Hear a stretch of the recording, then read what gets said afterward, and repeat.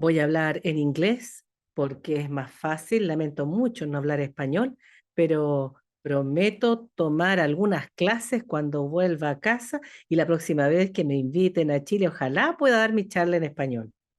Bueno, me gustaría agradecer por la invitación de estar acá y hablar sobre algunos de los desafíos que enfrentamos para diagnosticar y tratar SMD.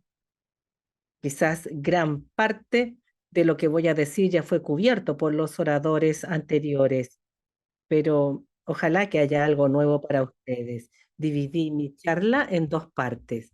La primera, voy a hablar con desarrollos del diagnóstico y pronóstico de SMD, y en la segunda parte hablar de los nuevos fármacos que están siendo desarrollados para tratar esta enfermedad.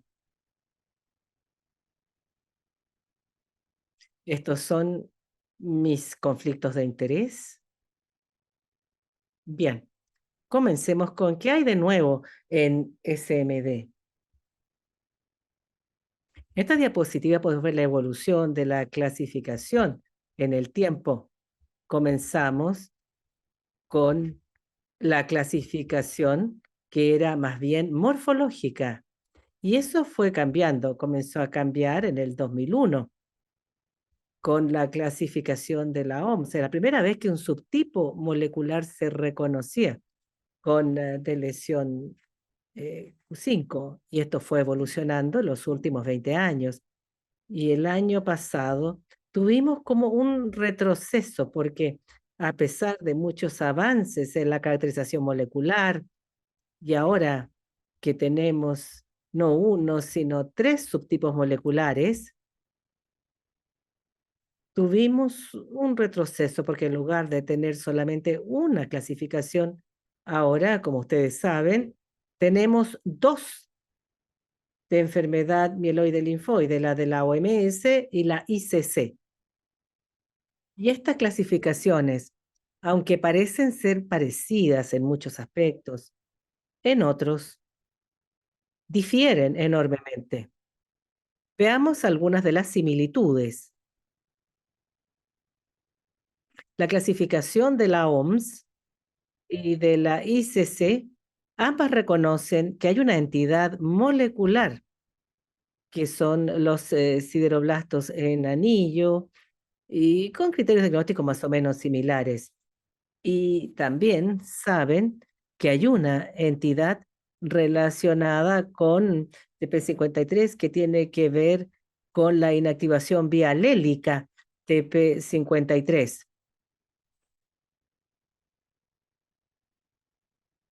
Ahora, lo que nosotros llamamos SMD, según la OMS, en algunos casos, la clasificación ICC ya no lo considera SMD, sino SMD-LMA. Estos pacientes que tienen 10 a 19% de blastocitos, ahora se les llama por la ICC SMD-LMA, o en inglés MDS-AML. A ver, ¿cómo lo puedo decir esto? Esto parecía un tema menor, pero no lo es, porque estamos viendo cómo se define lo que es LMA y SMD.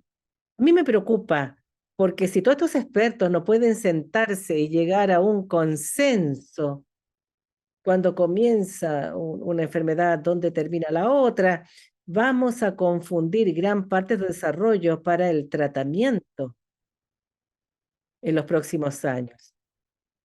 Hay otras diferencias en la clasificación con respecto al número de linajes displásicos. La OMS eliminó linajes displásicos como criterio para subtipos, mientras que la ICC todavía reconoce dos subtipos, uno que tiene un linaje único y el otro múltiple.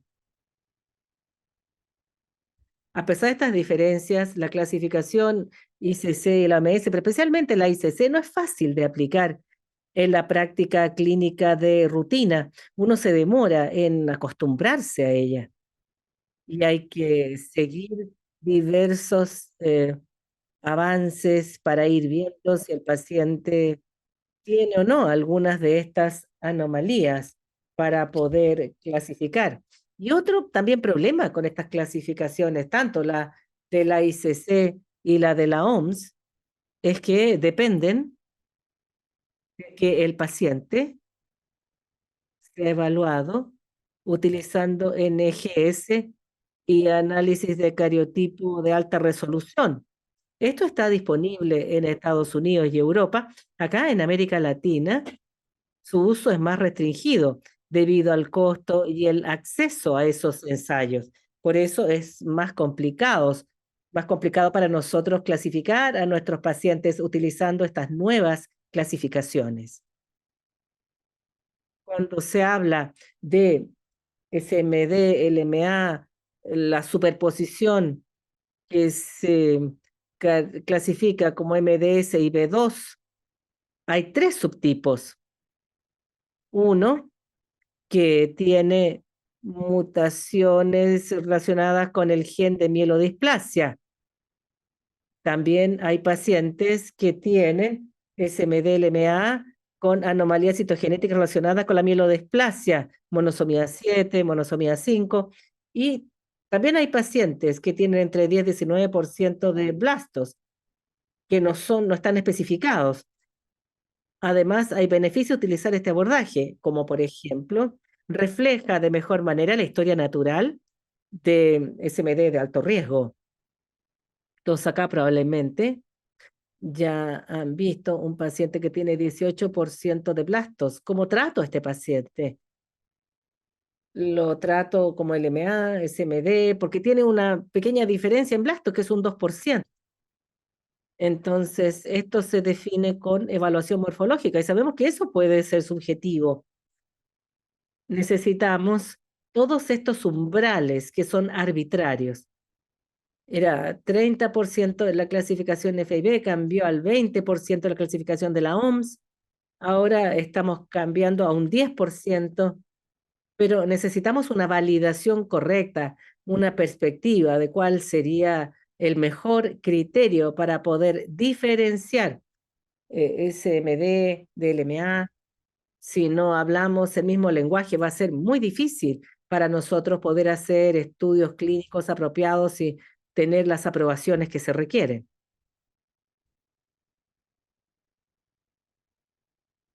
Estos son los subtipos moleculares de SMD-LMA definido por características.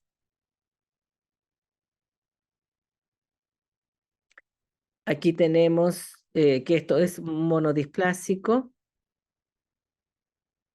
Aquí estamos hablando de anomalías citogenéticas, mutaciones relacionadas con mielodisplasia, y hay que clasificar a los pacientes SMD-LMA basado en las mutaciones. Eso quizás es la manera de ir avanzando, ya que estamos viendo la base molecular de la enfermedad. No obstante, como dije, hay un problema con la disponibilidad universal de NGS. También problemas de costo y la necesidad de estandarizar los exámenes y también los informes que se producen en estos ensayos. En Brasil, en la ciudad de Sao Paulo donde vivo, los tres laboratorios principales que hacen examen NGS para enfermedad mieloide, a veces uno puede ver que difieren en cómo interpretan los hallazgos. A veces un laboratorio reporta que las mutaciones son patogénicas y el otro laboratorio dice que las mutaciones no son patogénicas, sino que son de un significado desconocido y viceversa. Sigue siendo un área que necesita más estandarización antes de poder considerar el uso de esos criterios en nuestra práctica clínica. Aquí hay datos del Centro Moffitt en Tampa, Florida. Aquí hay algunos de los subgrupos.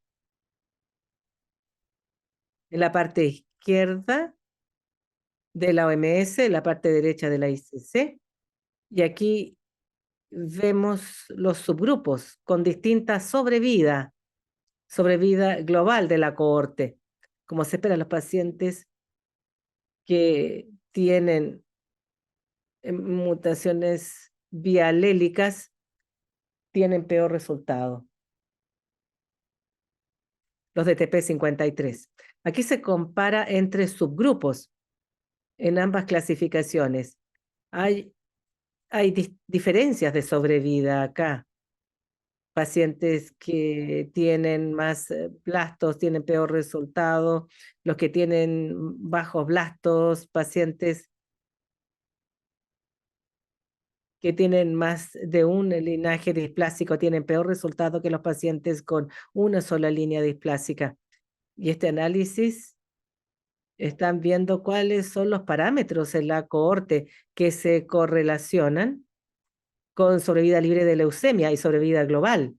Como se espera, había mutaciones multihit de TP53, el grado de fibrosis médula ósea, recuento de blastos y el número de linajes displásicos. Y este conocimiento en cuanto a la importancia de los hallazgos moleculares y pronósticos ha llevado al Grupo Internacional de Trabajo de SMD a establecer un nuevo sistema de puntaje que ya conocen, que es el IPSSM, que no solamente considera variables clínicas, sino que además mutaciones, anomalías cariotípicas en los pacientes con SMD y divide a los pacientes en 6 grupos distintos y que con la sobrevida que va de los 10 años hasta un año. Aquí está IPSCM. Vemos que esto mejora la estratificación de riesgo de los pacientes con SMD, puede ayudar a tomar decisiones clínicas sobre cómo tratar de la mejor manera a estos pacientes. Esa es la primera parte de la charla. Novedades en diagnóstico, pronóstico, clasificación. Y ahora voy a hablar de estudios clínicos y nuevos fármacos. El doctor Barroso está allá y es uno de nuestros referentes en Brasil para trasplante en el caso de SMD. Y estoy de acuerdo con él cuando dice que el mejor tratamiento para un paciente con SMD es llevarlo a trasplante. Sin embargo, muchos de nuestros pacientes no pueden ir a trasplante porque no hay donante, a veces tienen muchas comorbilidades, son muy añosos, entonces ahí hay que considerar tratamientos alternativos para ellos, aquellos que no pueden proceder a trasplante. Ahora tenemos estos datos del estudio ASA-001, que fue presentado el 2008, donde se comparaba ASA y vemos como ASA mejora la sobrevida promedio 24.5 meses comparado con 15 meses para los pacientes que recibieron el tratamiento convencional.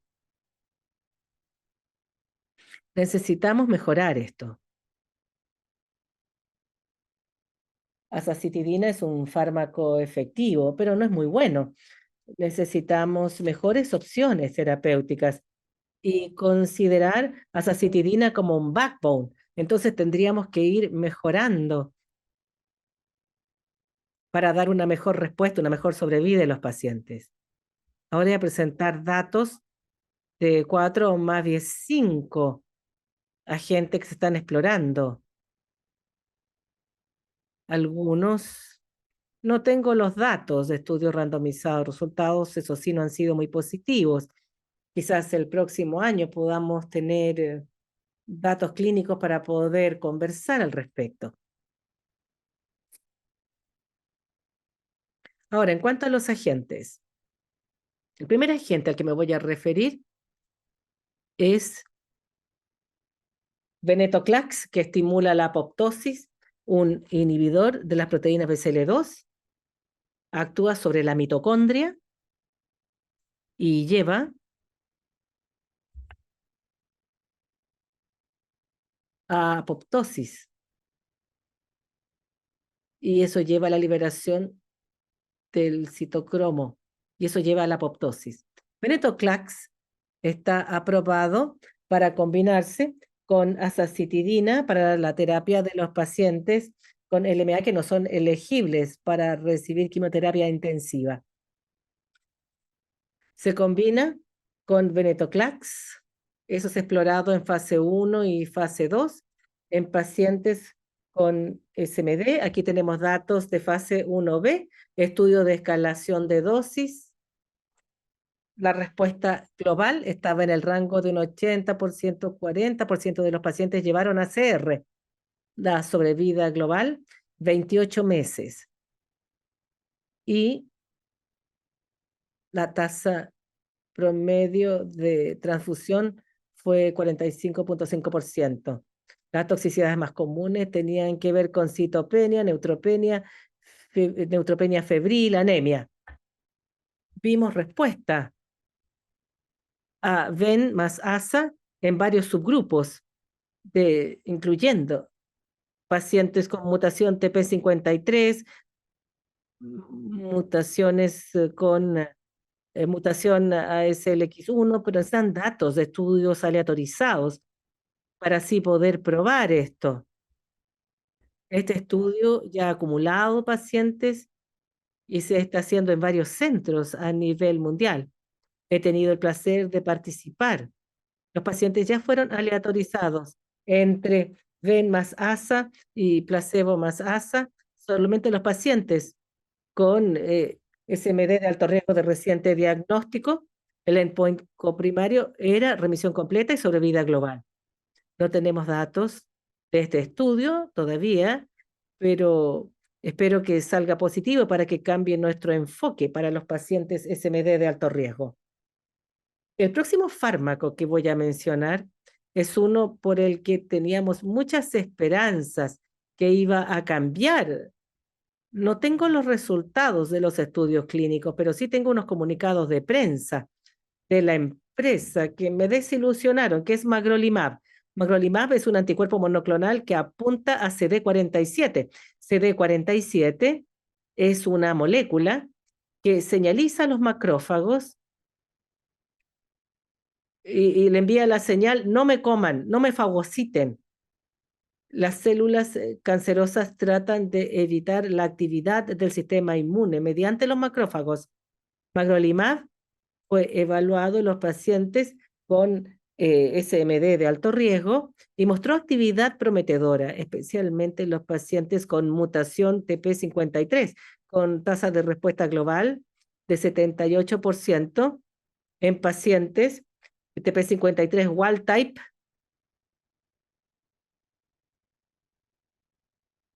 Y el evento adverso más común que se observó tenía que ver con anemia. Y se usaba una dosis priming o de cebado baja, que iba subiendo poco a poco y se daba atención de soporte con transfusiones de glóbulos rojos. Magrolimab más ASA en pacientes con SMD de alto riesgo. Bueno, la empresa Gilead, si no me equivoco, ha reportado que los estudios se han suspendido. No sé si es por toxicidad o por respuesta, por sobrevida, pero fue muy desilusionante y espero ver los datos clínicos de este estudio cuando ya esté disponible. El tercer fármaco, sabotolimab, otro anticuerpo monoclonal que se usa a TIM3 en los linfocitos T y aumenta la función inmune antileucémica. Y este es un estudio doble ciego fase 2 que muestra respuesta mejorada con sabotolimab, agente hipometilante. Aquí tenemos placebo más agente hipometilante, no hay diferencia en sobrevida. Hay otro estudio, Stimulus MDS2, que está reclutando. No tenemos resultados, pero esperamos que en el futuro próximo. Y ahí podremos saber si es positivo o no. El cuarto fármaco, que es muy interesante, es tamibarotán, que es como ácido retinoico de segunda generación. Es similar a Atra, pero es más selectivo el tamibaroteno. ¿Por qué están utilizando esto en SMD? En el 2017 hubo un estudio del doctor Mahetti de Stanford, en California, donde se hizo un ensayo, ChIP-seq, donde se dieron cuenta que podían agrupar a los pacientes con AML basado en la presencia de distintos super activantes, por así decir, super enhancers. Es una secuencia de ADN específica que estimula la transcripción génica. Un super enhancer intensifica la transcripción de ciertos genes y vieron que podían agrupar los subtipos LMA basado en el tipo de superintensificador. Y había un subtipo que se presentaba con superintensificadores cerca del gen RAR alfa, que es responsable del ácido retinoico. Entonces, expresa mucho RAR alfa, expresan mucho RAR alfa. Sería apropiado dar altas dosis de ácido retinoico, algo similar, otro ácido, otro agonista, como tamibarotene. Hicieron un estudio clínico donde desarrollaron un ensayo para detectar la sobreexpresión de RR alfa, que no es mutación, sino que es sobreexpresión, este PCR cuantitativo. Y ahí trataron a estos pacientes con azacitidina más tamibarotene. Los resultados del estudio se publicaron este año en Blood Advances y la tasa de respuesta fue muy buena, 60%, incluyendo pacientes con LMA, y ahora están haciendo un estudio fase 3 aleatorizado con tamibarotene más ASA versus placebo más ASA en pacientes con SMD de alto riesgo. Y hay otro estudio también en LMA, que es expresión positivo para RAR alfa. No sé si va a resultar, pero tenemos un proyecto positivo con ácido retinoico. Espero que salga favorable también esta vez. También se dispone de nuevos abordajes para pacientes que han hecho recaída con la versión refractaria y pienso hablar en breve acerca de IDH1 y 2, los inhibidores de estos. Sabemos que estos genes pueden mutarse en SMD y LMA. Se ha probado para tratar pacientes con LMA. También se ha estudiado para pacientes con SMD de alto riesgo. Hay un inhibidor de ADH1, ivosidenib, y el de 2 sería anosidenib. Estos fármacos son similares al ácido retinoico, inducen a la diferenciación en la célula maligna e induce apoptosis, parecido a otros agentes quimioterapéuticos. Se está evaluando en estudios fase 1 y 2 en pacientes con SMD con mutaciones en IDH1 y 2 y se observa buena tasa de respuesta general, 40 a 70%, y sobrevivencia global de 14 a 17 meses, pero aún así hace falta contar con más datos, pues son estudios pequeños y las mutaciones IDH1 y 2 no son tan frecuentes en SMD que en LMA. Yo sé que algunos de estos fármacos quizás no vayan a resultar, espero que algunos salgan positivos, pero si algún estudio sale positivo, entonces salen muchas interrogantes en frente al abordaje al paciente. ¿Cómo seleccionar al paciente que vamos a tratar con este agente novedoso? ¿Acaso vamos a seguir con ASA, AZA, ¿Durante cuánto tiempo vamos a ocuparle el intervalo de combinación con SMD al tratar a pacientes con HMA como ASA, AZA? A menudo no es buena opción para descontinuar o suspender el fármaco si el paciente responde, pues ese puede llevar a recaída temprana.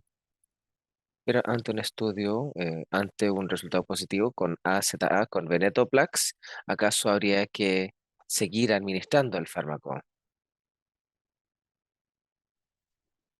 Se trata de interrogantes que aún no tienen respuesta a ciencia cierta y la mayoría de los estudios clínicos quizás no den respuesta a ese interrogante, pues se van a centrar en las combinaciones hasta que el paciente haga recaída o hasta que haga toxicidad. Si el fármaco es aprobado, hay que estudiar las mejores formas de poner en práctica esas combinaciones. Yo espero que en las próximas 2 décadas hay más aprobaciones para SMD, para mioloma, para terapia doble o triple de combinación.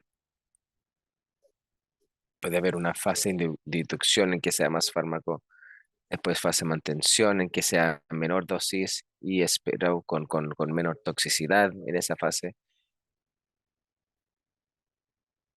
Aquí se algunas estrategias, pero antes de poner en práctica esas estrategias hacen falta resultados positivos, vale decir que demuestren sobrevida superior a ASA, AZA. A modo de conclusión, la sobrevida en SMD, sobre todo en el grupo de alto riesgo, sigue siendo pobre, de mala calidad, sobre todo si el paciente no puede pasar a trasplante. En las últimas 2 décadas hemos aprendido más acerca de la biología molecular y los genes subyacentes en esta condición, el cual ha cambiado el diagnóstico y el pronóstico de esta condición, pero también ha llevado a confusión en la clasificación y espero que podamos superar estos problemas en los próximos años. Hay distintos agentes novedosos que se están elaborando recientemente, pero nuevamente hacen falta estudios, resultados de estudios fase 3 para demostrar superioridad sobre ASA, AZA. Gracias nuevamente y con gusto recibo sus preguntas.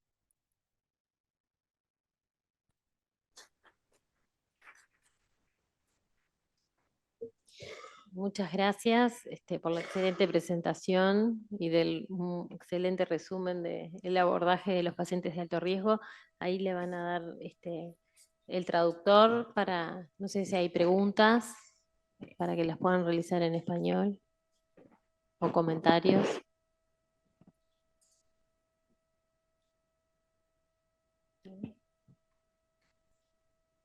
Acá hay una pregunta. El doctor Barroso. Felicidades por la charla bastante prolija y clara. Hablamos acerca de esto antes de la charla de Fabio. ¿Cree usted que en el futuro estemos tendiendo hacia la posibilidad de ocupar drogas libres o fármacos libres? ¿Y qué piensa acerca del tratamiento de SMD? ¿Se va a tratar como mieloma múltiple, por ejemplo, en el futuro? Muy buena pregunta, Fernando, gracias. Yo espero que sí, que tenga razón, de que haya terapia triple como para mieloma, como espero que ese sea el caso en el futuro para SMD. Veo algunos resultados que ya estemos tendiendo hacia esto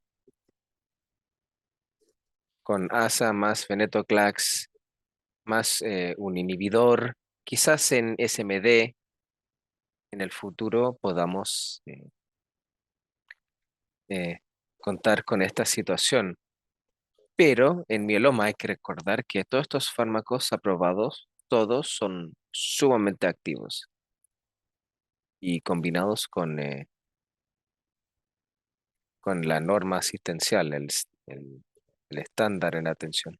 La diferencia principal con mieloma es que no contamos con fármacos muy activos hasta el momento, salvo azacitidina. ASA es bueno, pero no es excelente.